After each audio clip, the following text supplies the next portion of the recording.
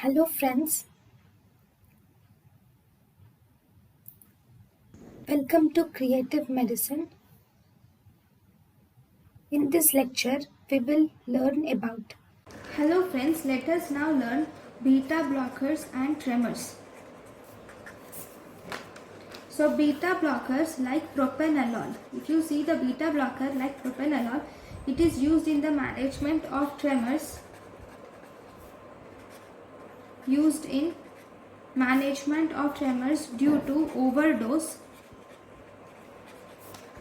of sympathomimetic agents or any tremor which is beta 2 mediated. Like it can be used for tremors in hyperthyroidism. Okay, we can use propranolol. Okay, then even the drug metoprolol and propranolol, both these are also useful in tremors, that is essential tremors or familial tremors, because essential tremors and familial tremors are also beta 2 mediated, but these are not effective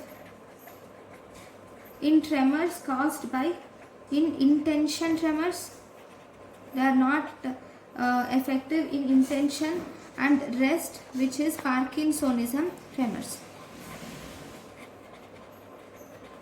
Okay, so this is about the beta blockers and tremors. Thank you for watching. Thank you and thank you for watching.